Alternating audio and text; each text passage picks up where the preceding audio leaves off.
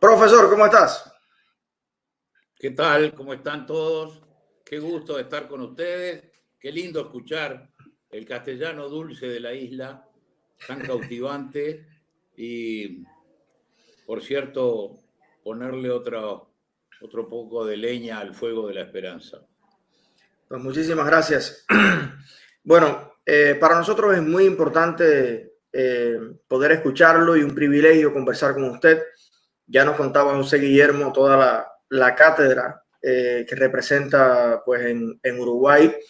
Y por ahí vendría un poco la primera pregunta que le quería hacer hoy, pero antes de eso, me había comentado José que usted quería hacer un comentario introductorio que tenía que ver con todo esto del COVID y algunas cosas actuales que estaban pasando. Así que pues le dejo el tiempo que usted determine para esos comentarios iniciales. Sí, yo creo que la circunstancia que estamos viviendo, por lo excepcional, ha traído cambios cualitativos que se van a reflejar de a poco en la sociedad, porque por primera vez hemos visto una amenaza mundial en el más cabal sentido de la palabra, y por primera vez hemos recuperado en el mundo tan agitado en que vivimos ahora una noción nueva del tiempo. Yo creo que el cambio más grande que nos ha provocado la famosa pandemia es habernos permitido tener un poquito más de tiempo. Y ese tiempo, seguramente, lo más común ha sido llenarlo con lecturas, con vida familiar acrecentada, con televisión, pero también creo que ha llevado y tiene que llevar eh, a una reflexión.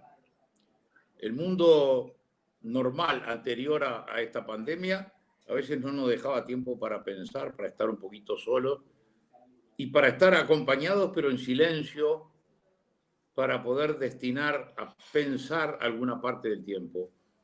Y esto se va a reflejar muy fuertemente en las condiciones del ejercicio democrático en todos los países. Porque en la democracia moderna, la electrónica, el Homo Videns, del cual se nos hablaba, era muy superficial.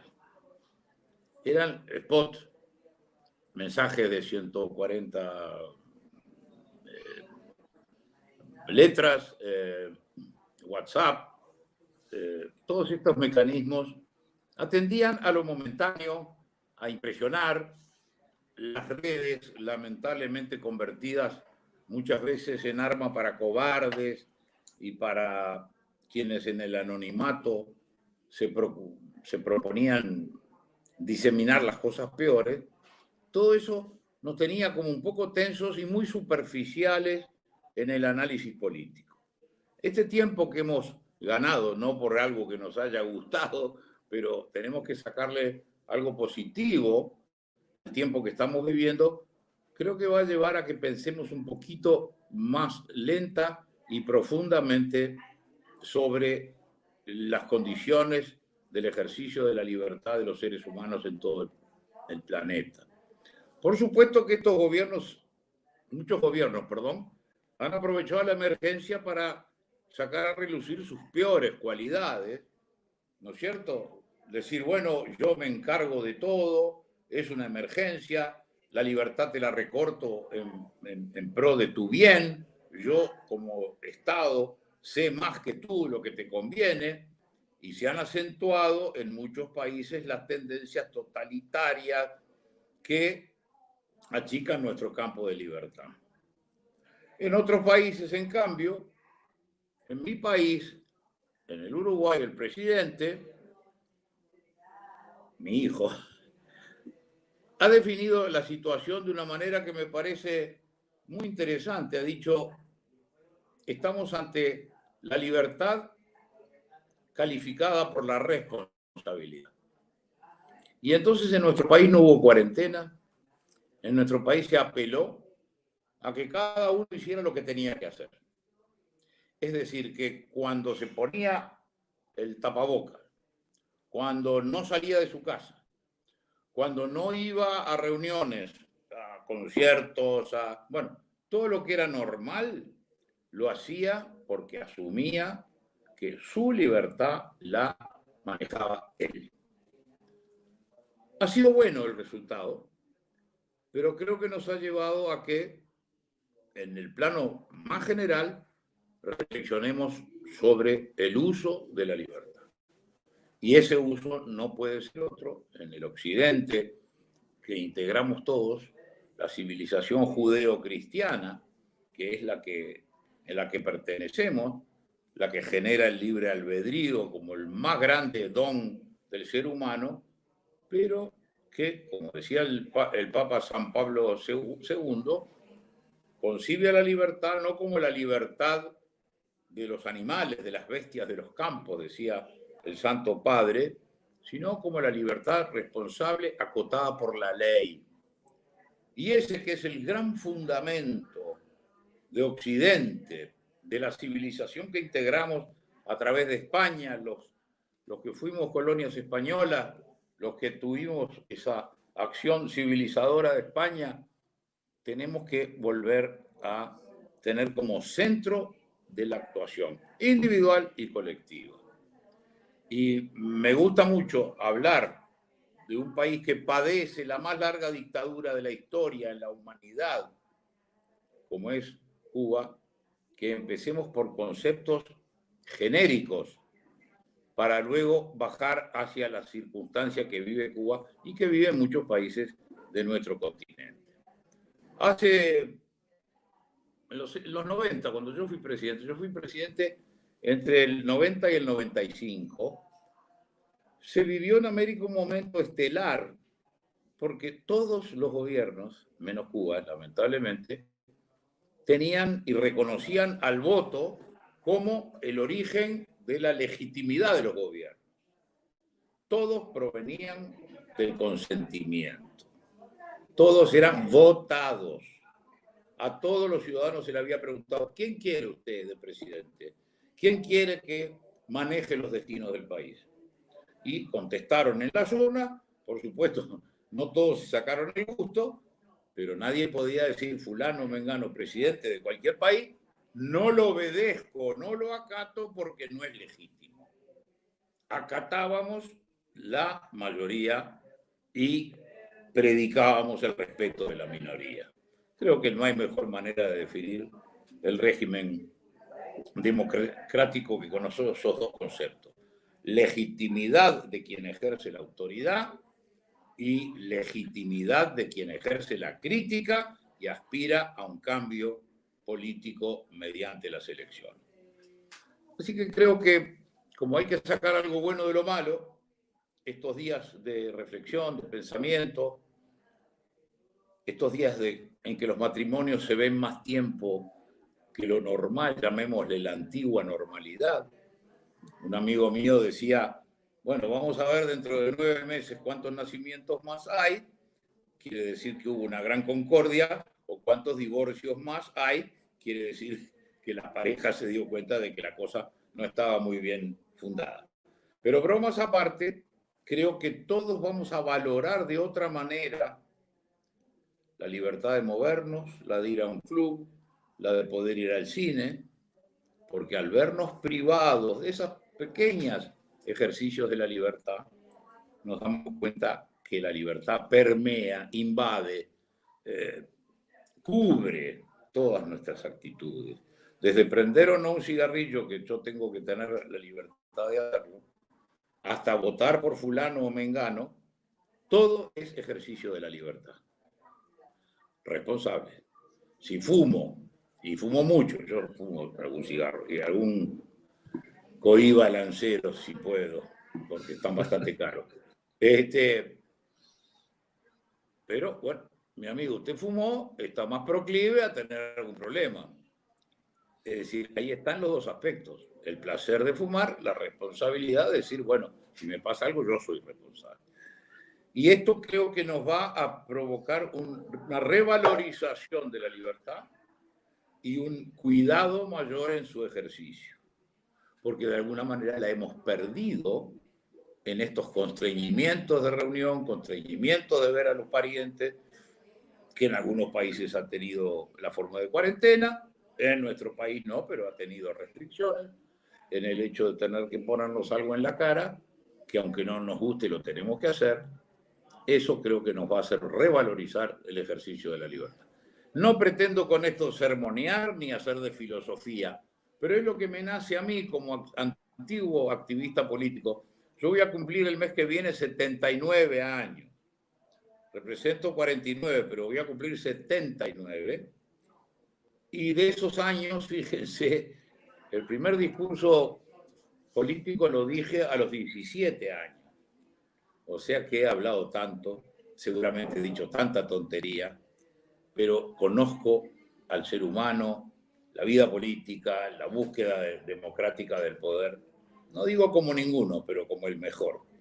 Y entonces me siento quizás autorizado por la edad a poner en la consideración conceptos un poco abstractos, pero a poco que los bajamos de un texto, de un discurso, o de una monografía a la realidad, nos damos cuenta que son las cosas que realmente importan. Gracias, Eliezer. Ahora sí, vamos a donde dejé enterrado mi corazón.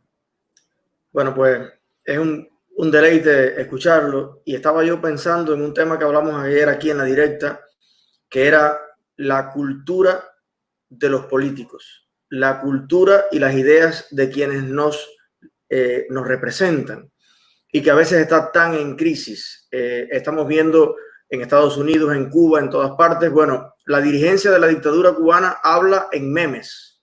Hoy es la jutía, mañana la avestruz, pasado la limonada y si no la moringa. Y no hay una solidez cultural e ideológica, sino más bien un enriquecimiento totalmente corrupto y un hecho pragmático de mantener el poder para mantener los privilegios pues que nadie del pueblo tiene, en alianza con un esquema mafioso internacional y continental, con Maduro, con los Kirchner, con todo esto. Y cuando yo escucho hablar a políticos de su generación, a usted en este caso, hemos tenido por aquí a Ricardo Murphy y a otros, uno de verdad que le dan ganas de ni intervenir, porque hay algo que ofrecer, están llenos de algo que pueden compartir. Sin embargo, hoy eso, verlo en la política moderna, es bien difícil. Los mensajes son un Twitter, son cosas muy cortas, y no se hace esa pedagogía política que a veces tantas veces falta. Una vez me dijo Lech Walesa, en Polonia, que los partidos políticos, además de competir por el poder, su principal función era ser academias de pensamiento. Y eso se ha perdido, desgraciadamente, en nuestra América y en buena parte del mundo. La elegancia política, el respeto, las bases sólidas de las ideas. Y la pregunta que quería hacerle, presidente, es ¿qué consejo usted nos deja a las nuevas generaciones que nos interesamos por los asuntos públicos para poder rescatar, yo no diría lo antiguo o lo viejo, sino, vamos a decir, la esencia de lo que sí funciona, que es la seguridad en uno mismo, no andar como una veleta por lo que digan las redes sociales, sino tener conceptos sólidos del bien y el mal? ¿Qué nos aconseja a los jóvenes políticos del continente? A esta altura de la vida yo no aconsejo, sugiero, porque tenía un querido amigo que decía, no me den consejos que me sé equivocar solo. Y entonces, además, como los consejos generalmente no se siguen, prefiero quedar en el plano de la sugerencia. A mí me ha hecho mucha fuerza siempre el equilibrio necesario en el ejercicio de la actividad política entre la realidad a la que se quiere aplicar esa acción política y la teoría. La realidad. Nosotros le llamamos en nuestro partido político el Partido Nacional. Quiero contarles, porque alguno quizá no lo sabe, en el Uruguay tenemos los partidos más antiguos del mundo. los partidos Nacional y Partido Colorado, que son los antiguos partidos, tienen 184 años en este mes de agosto, septiembre que vamos a cumplir. O sea, es un rato. Yo pertenezco al Partido Nacional, también llamado Partido Blanco por el color de su divisa y su bandera. Volvemos. Entonces, el conocer la realidad. Cuidado con los teóricos que no se embarraron nunca los zapatos. Cuidado con aquellos que opinan, y seguramente con mucho fundamento teórico, sobre el hambre, pero nunca estuvieron frente a alguien que tenía hambre. Ni frente a alguien que no tenía empleo hoy, que no va a tenerlo mañana, frente a la madre soltera que no tiene la manera de criar sus hijos, etcétera, etcétera, etcétera. Yo le agradezco a Dios primero y a la militancia en mi partido haber empezado en el último escalón del escalafón, haber andado por los barrios, por los campos, por las ciudades, viéndole la cara a mi país, tocándolo, oliéndolo, sintiéndolo, escuchándolo. Esto para mí es la base para la acción política. Por supuesto que ese conocimiento directo, repito, con barro en los zapatos, que es la imagen que me gusta, tiene que tener luego una proyección hacia el plano de la idea. Es decir, uno conoce, luego tiene que interpretar, porque el conocimiento en bruto hay que pasarlo por las pautas culturales que uno tiene, no cultura en el sentido de saber de música o saber de poesía o de pintura, sino tener categorías de pensamiento que permiten que esa realidad uno la analice y saque de ella líneas generales que luego se convierten en los programas políticos. Del otro lado de la teoría, volvamos a lo que decíamos al principio, ¿qué cultura tenemos nosotros que promocionar? ¿Cuál tenemos que cultivar? Bueno, la que nos corresponde a donde estamos.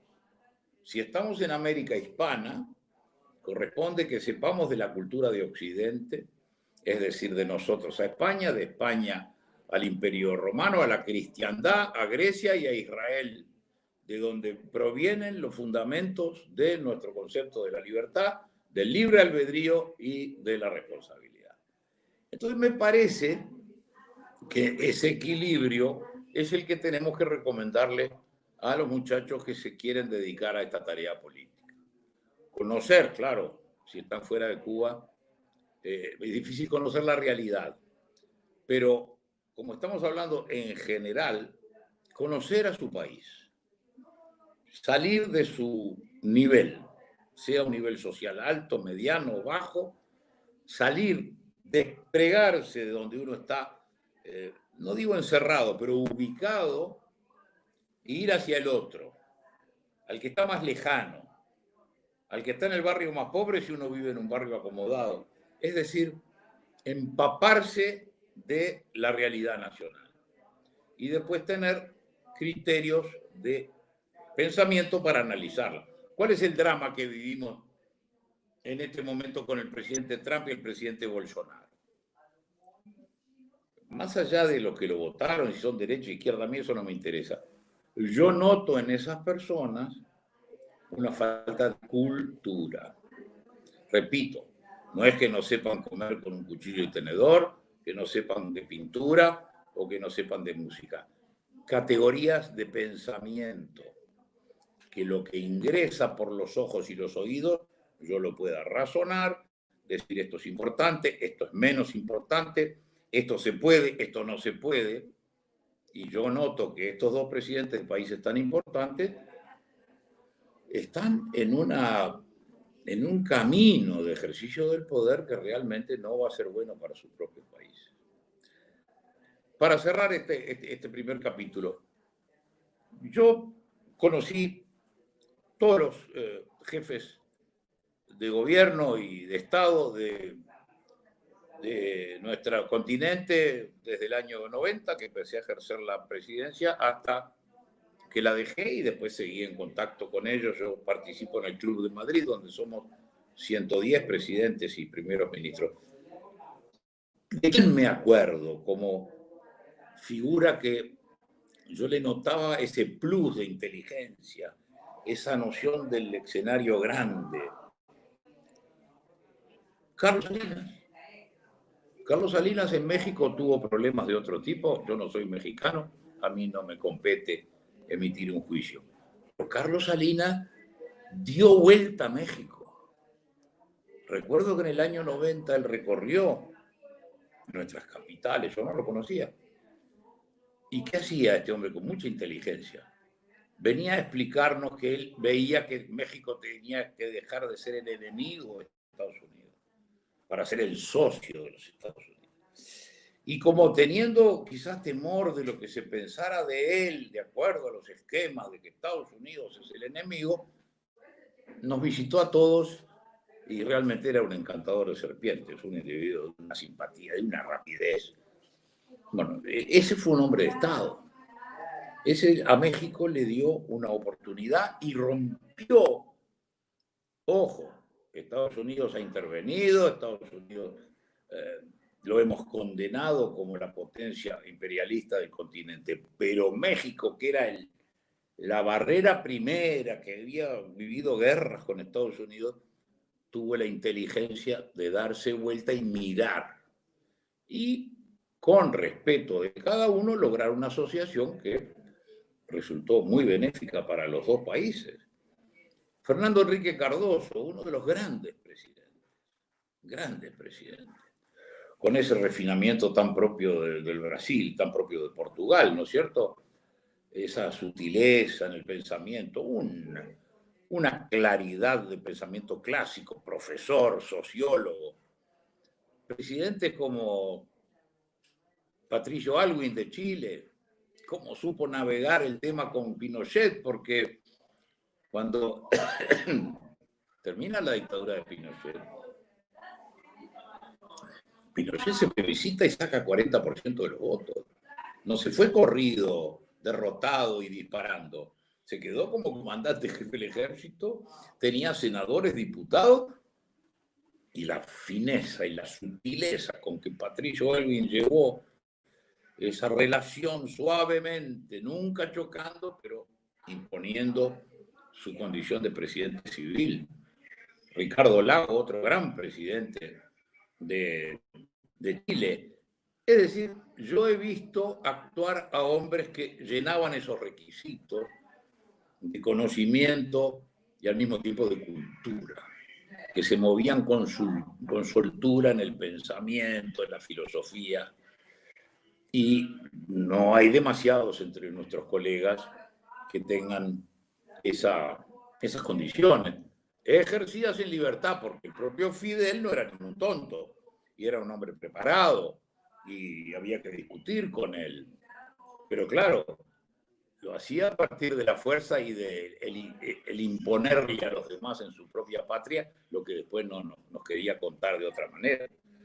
Entonces, jóvenes que se van a dedicar a conocer la realidad y leer, por favor, lean, aunque sea en el Kindle.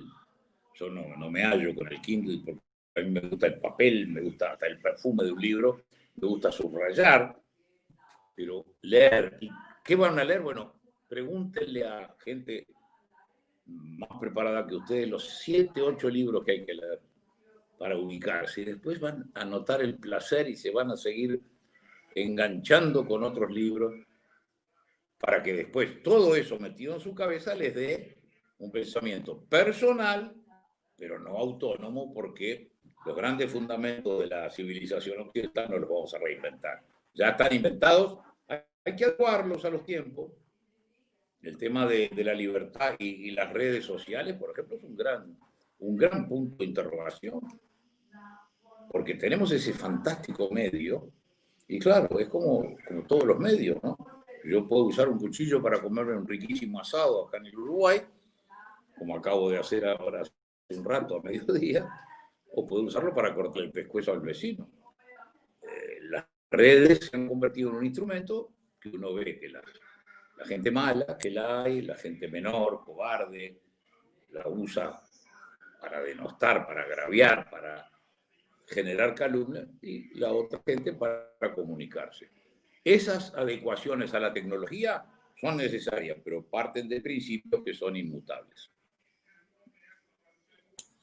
Profe, estamos viendo en América Latina una especie de intento de reorganizarse.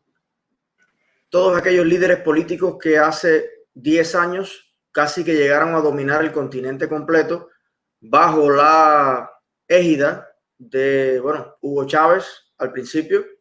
Luego Maduro no pudo sostener ese proyecto, cayó el precio del petróleo a nivel internacional, creo que eso golpeó grandemente aquel proyecto de Cuba, Venezuela, Nicaragua de convertir América Latina completa con la CELAC en una especie de polea de transmisión de las ideas de extrema izquierda que lograron expropiar muchísimo, empobrecer muchísimo, cerrar bastantes medios de comunicación, cercenar la democracia en algunos países que ya llevaban décadas pues avanzando en la democracia. Y todos sentimos un respiro cuando en esta última ronda de elecciones varios países optaron por, como Colombia, no poner a los guerrilleros en el poder, sino que darle el voto a las variantes más institucionales y más democráticas que habían. Sin embargo, Argentina vuelve a darle el poder, la vicepresidencia a Kirchner. A Evo no lo he visto más en el escenario, no sé por dónde andará, pero sí vi que están haciendo ahora una nueva alianza a partir del Foro de Sao Paulo.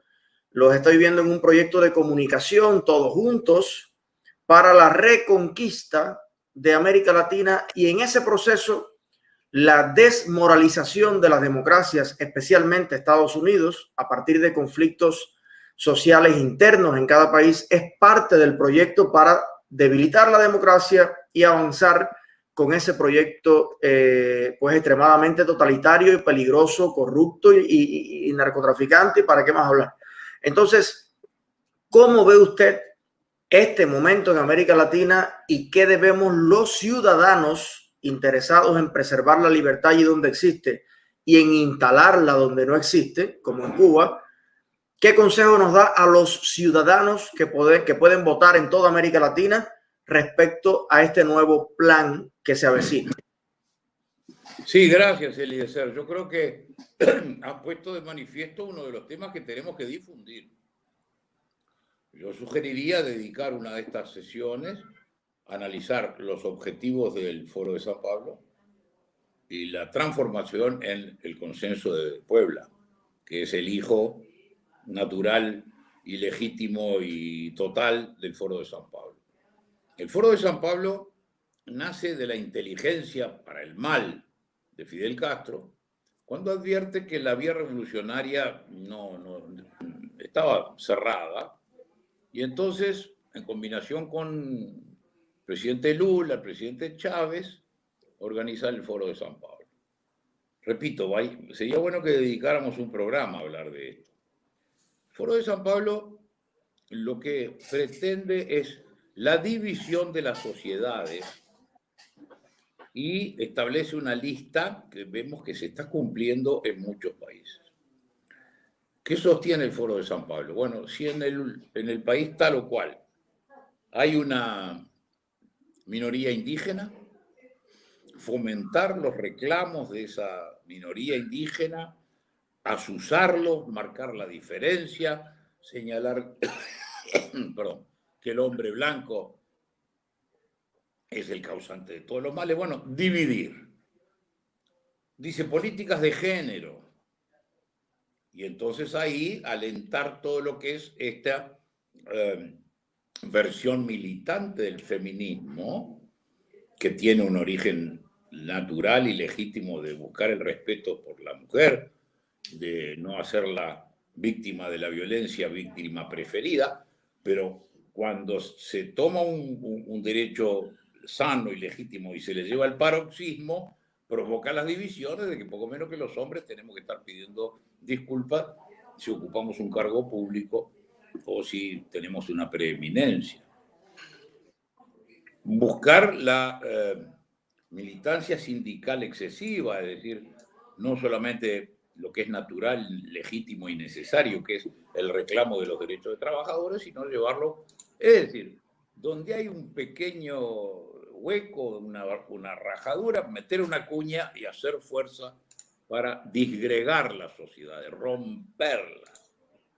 Esto se cumplió en muchos países y ahora se ha transmutado en el acuerdo de Puebla, no me sé qué es el acuerdo o el consejo, algo por el estilo, donde están los sucesores del plan del Foro de San Pablo. Esto tiene que ser conocido, por eso sería bueno un programa, hay que difundirlo, porque más vale conocer al adversario y verle la cara que ande filtrándose por ahí abajo, porque, cuidado, todas estas tácticas parten de algo bueno, de un concepto bueno. Es decir, si en algún país, mi país no tiene población indígena, si en algún país hay una injusticia, bueno, lo que se trata es de subsanarla.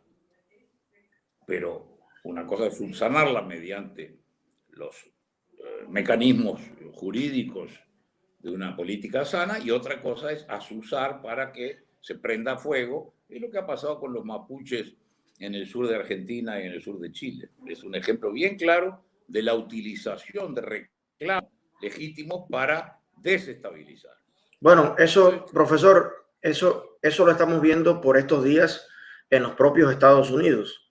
Y por eso es que la gente de buena voluntad estamos discutiendo y no nos ponemos de acuerdo porque no nos damos cuenta. O sea, hay un reclamo legítimo, que es la justicia para un policía que comete un exceso y que trae la muerte de un ciudadano, pero ese escenario es utilizado oportunistamente por una serie de organizaciones, agendas, individuos, prestanombres, que están dispuestos a utilizar un origen legítimo para tener un objetivo destructivo del tejido democrático de la sociedad. Entonces, cuando algunos decimos stop, el derecho llega hasta aquí, hasta la justicia. Sí. Tú no puedes quemar, destruir, acabar con el país en nombre de Floyd. Entonces llega el otro y te dice, oye, Eliezer, pero el abuso policial estuvo y evidentemente hay que hacer justicia. Entonces, los dos somos buenas personas, pero estamos viendo el asunto desde ángulos diferentes. Cómo lidiar un poco como ciudadano con ese bombardeo en las redes que a veces nos echa a fajar a los ciudadanos, pero no nos damos cuenta, como que no vemos el elefante, no vemos el bosque y nos centramos en el árbol. Sí, el ejemplo es clarísimo y además cotidiano. Una cosa es horrorizarse, condenar, buscar el castigo para este señor que le pone la rodilla encima a Floyd y a pesar de que protesta lo mata. Y otra cosa es ir a robar televisores en los supermercados previo a prenderle fuego. Nadie me puede decir que está mejorando la situación de la población que ha sido discriminada si abre un supermercado y se va a buscar el televisor. Ese no es un revolucionario, ese es un chorro, ladrón. Y notoriamente hay incentivadores de estas cosas. Pero en general estamos ahí ante el equilibrio del ejercicio de los derechos que se ejercen contemporáneamente. No hay ningún derecho que está solo en el panorama. El derecho de transitar por las calles es el del peatón o el que va manejando, ¿no es cierto? Quiere ir a la casa de la tía, va en ómnibus, caminando o manejando. El derecho a protestar por un cierre de una fábrica es tan derecho como este otro. Entonces, mi amigo, usted protesta en la plaza, protesta en la vereda, pero no corte el tránsito. Usted no tiene derecho a cortar el tránsito. Claro que es fácil pintar la sociedad en colores, no voy a decir blanco y negro, parecería una ironía en el tema que estamos tratando, en colores bien fuertes y bien distintos. Mucho más fácil la generalización. Todos los policías de Estados Unidos son unos criminales. No. Todos los ciudadanos de de color negro, porque como se dice siempre y en castellano hemos dicho y con cariño, son gente sospechosa. No, mi amigo, ni lo uno ni lo otro. Pero todo el radicalismo cuenta con ese veneno tan atractivo de que es mucho más fácil decir, todos los cubanos son comunistas, todos los argentinos son sinvergüenzas, todos los uruguayos son, no sé, la generalización es tan barata, pero al mismo tiempo tiene tantos clientes que ese es uno de los dramas. Y por eso las ideas nuestras tenemos que tratar de sintetizarlas al máximo para que en una consigna podamos transmitir lo que queremos. Yo no la tengo, pero la gente joven que está escuchando se va a ingeniar para hacer una fórmula de una frase y esa la pongamos adelante, la pongamos como nuestro estandarte y todos los que nos sigan y que estén bajo eso sabemos que pensamos igual. Revolución o muerte, decían los cubanos o no sé qué otra cosa por el estilo. Bueno, tenemos que tener nuestra propia síntesis y nuestro propio eslogan y llevarlo al frente, no actuar de contragolpe como hacemos en el fútbol a veces cuando avanza el equipo enemigo.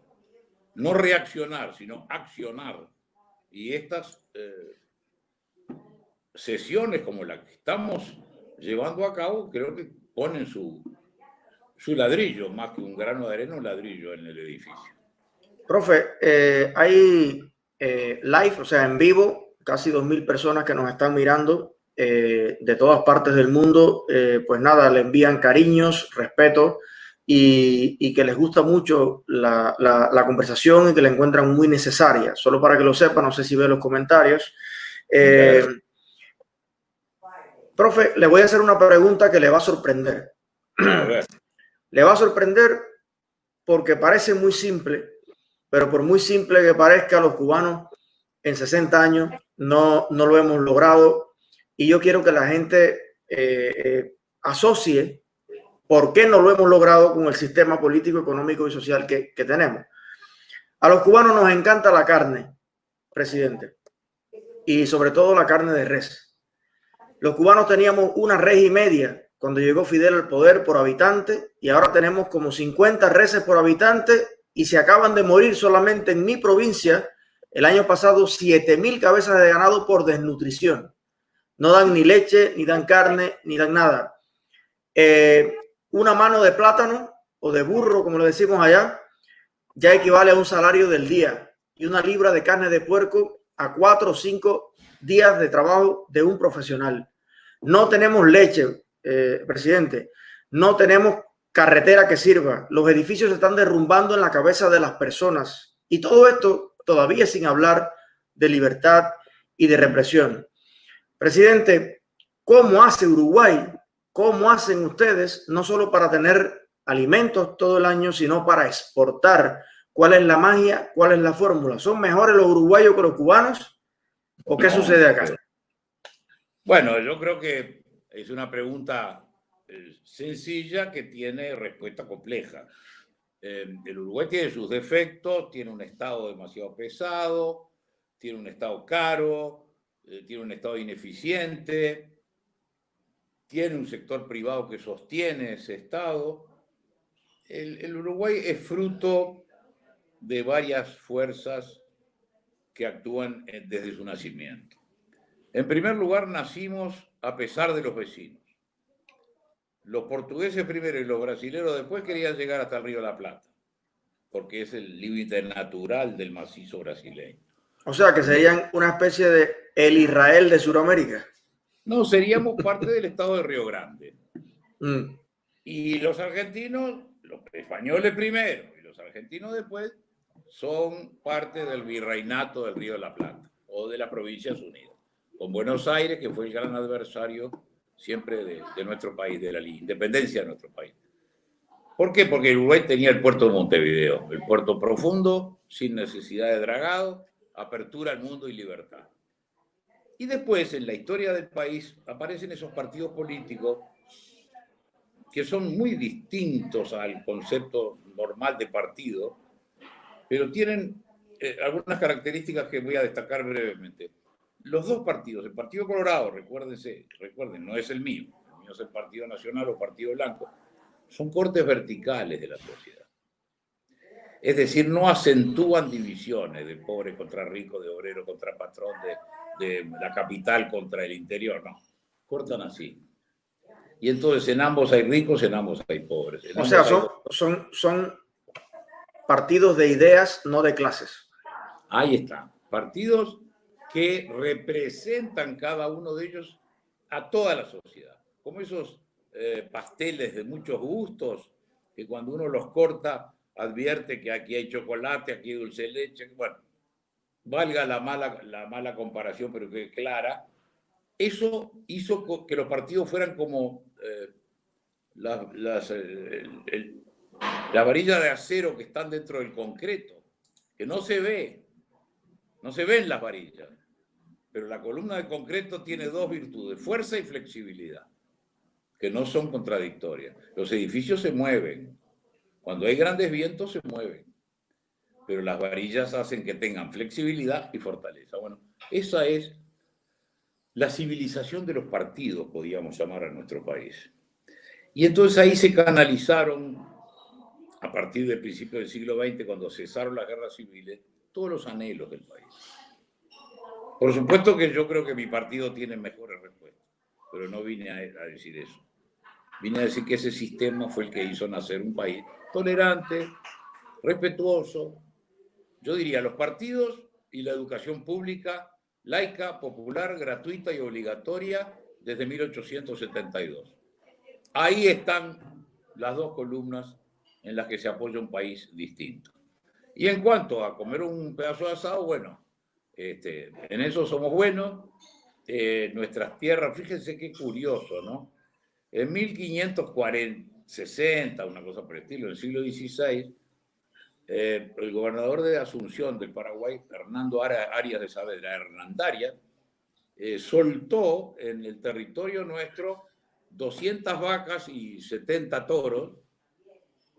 2 siglos después, aquello era un mar de ganado, porque estaban en las condiciones de pasto, de agua. Bueno, de ahí nace la riqueza agropecuaria del Uruguay, que sigue siendo el principal rubro de exportación, y en un mundo que quiere comer proteínas de carne porque son las mejores, bueno, creo que tenemos un futuro. En lo que está faltando, quizás en el Uruguay, es redefinir el rol del Estado, que lo queremos fuerte en educación, en salud, lo queremos fuerte en orden y defensa, pero no lo queremos produciendo petróleo, como lo está haciendo. Esa es la gran, la materia, la asignatura pendiente del Uruguay. Bueno, a lo mejor por ahí están las claves también de por qué no tenemos carne en Cuba. Y la poca que hay se la comen los turistas o los dirigentes.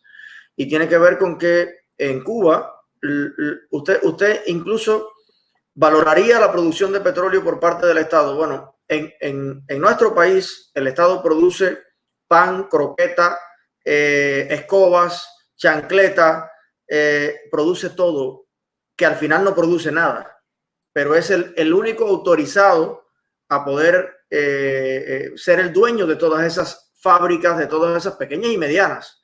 El único que puede hacer un cubano es alojar a alguien en su casa o vender pan con algo. O sea, cositas que para colmo, no sé si usted lo sabía, presidente, pero los comunistas acaban de hacer que se ratifique en Cuba una constitución que prohíbe por ley la acumulación de riqueza en manos privadas.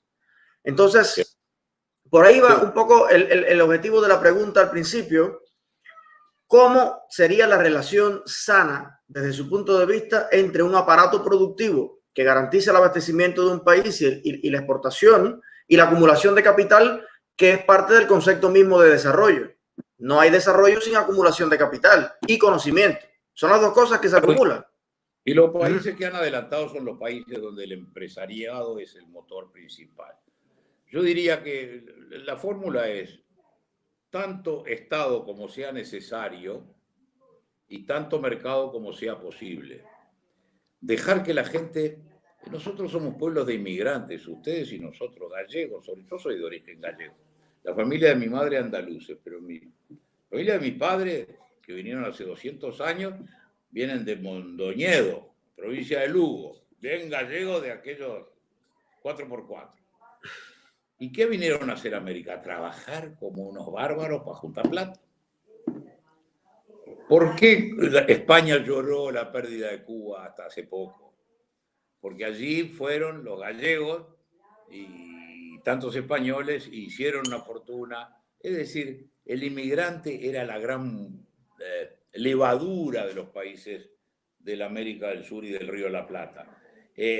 A la Argentina y al Uruguay en el fin del siglo XIX, principio del XX, llegaron un par de millones de personas, italianos, gallegos, turcos le llamaban porque venían del Imperio Otomano, eran libaneses. ¿A qué? A trabajar y a estar ellos mejor que los padres y los hijos mejor que los otros padres. En el Uruguay se le abrió la oportunidad. ¿Cuándo? Cuando el Estado no pesaba tanto. Y entonces usted quería trabajar 14 horas, trabajaba 14 horas. El ahorro valía porque la moneda valía. Bueno, la fórmula es muy antigua y creo que está aprobada en todo el mundo. Lo dramático de Cuba es que han pasado 60 y tantos años y entonces, si mañana se abriera repentinamente, habrá el... Yo creo que sí, porque son gente inteligente. Enseguida el que hace unas tortitas en la casa va a poner un comercio cuando pueda, cuando se le cobren los impuestos y le dé trabajo. Va a haber una Cuba, si Dios quiere, muy pronto renacida. Profe, había alguien que preguntaba aquí, bueno, ¿está bloqueado Uruguay por algún país?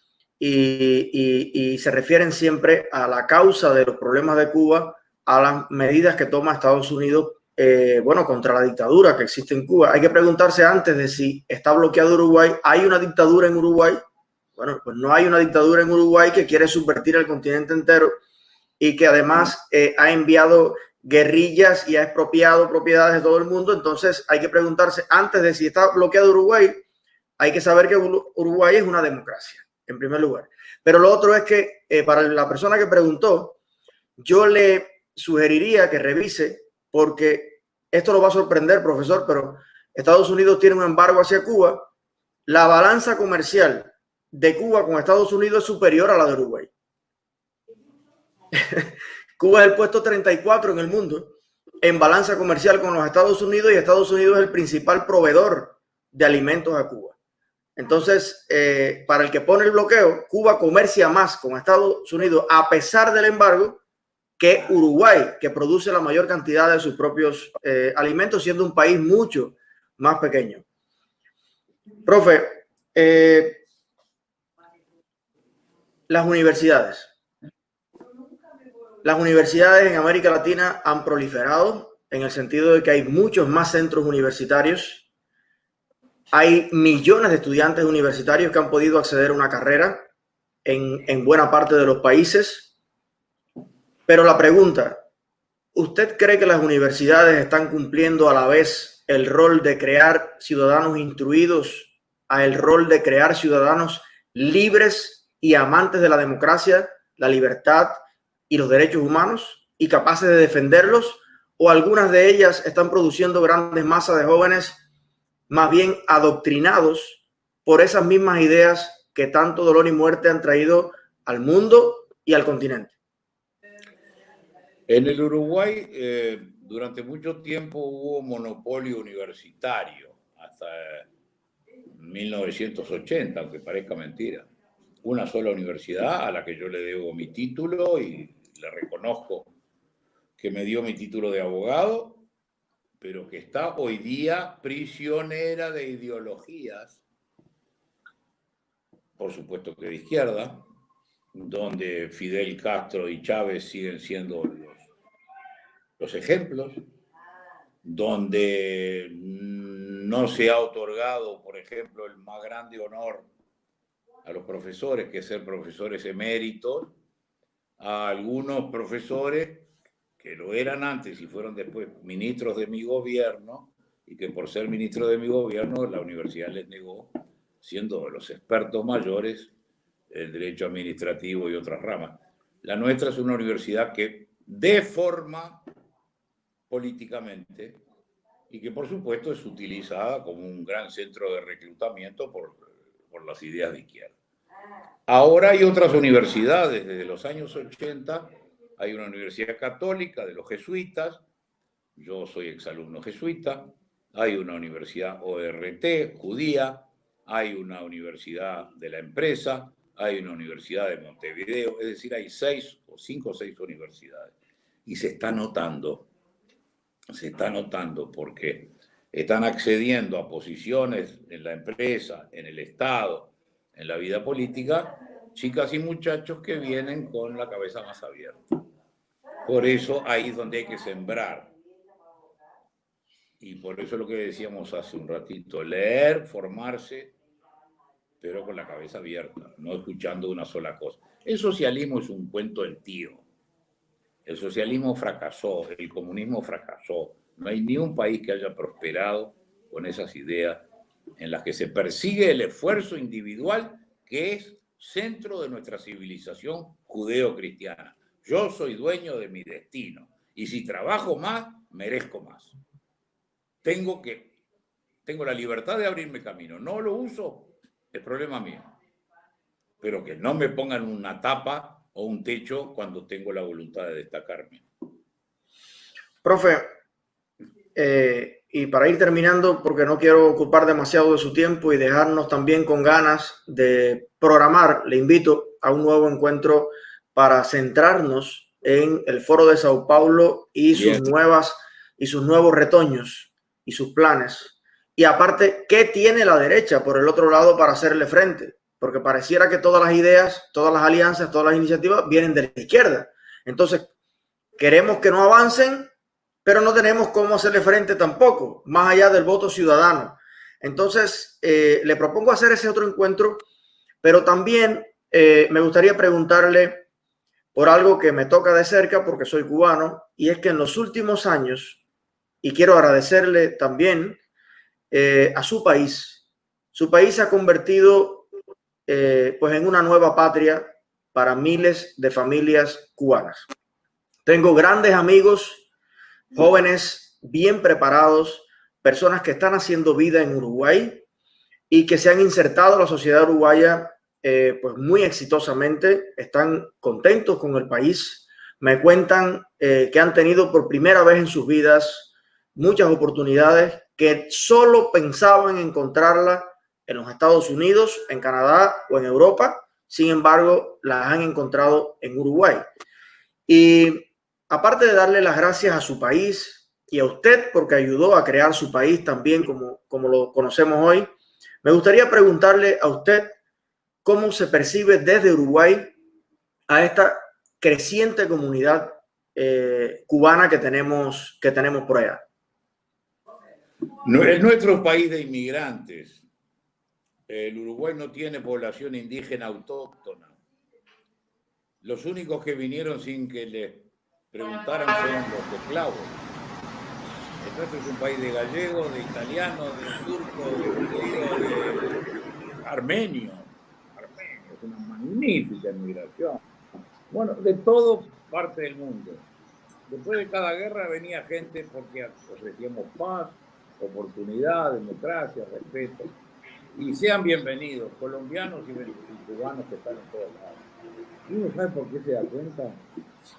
Porque trabajan con alegría, porque trabajan con responsabilidad, porque muchos de ellos, el trabajito ese que tienen, hay enfermeros que son médicos, no han revalidado todavía. El otro día justamente tuve la alegría de que un enfermero que cuidaba a un amigo mío, médico, bueno, logró su título y ahora es médico en el Uruguay.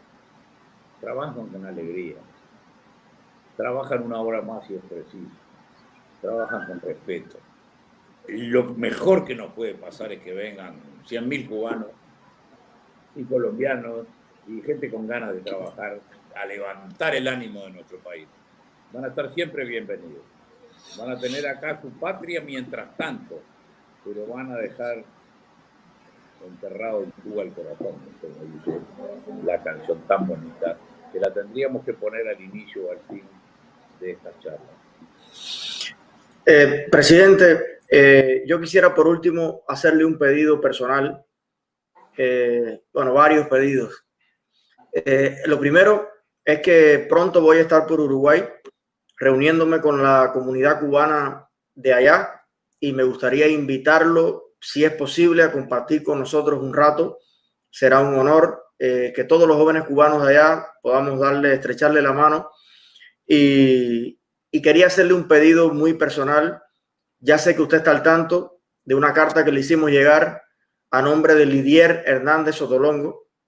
Es un joven cubano maravilloso, de lo mejor que tenemos, que llegó a Uruguay a comerse el mundo con su maravillosa esposa también, con un trabajo fijo a tiempo completo y que además de trabajar tanto, nunca olvidó la lucha por la libertad de su país y entonces ha estado activo promoviendo la democracia en Cuba y participó en un par de, digamos, protestas frente a la embajada cubana sin llegar a la embajada, simplemente con permiso, con la policía, con todo, alzando su voz para pedirle a esa embajada el fin de los prohibidos, el fin de los cubanos que nacimos en la tierra y que nos han quitado la condición de cubanos, de no poder ver a tu madre, a tu padre, entre ellos muchos médicos, deportistas, personas de muchas profesiones.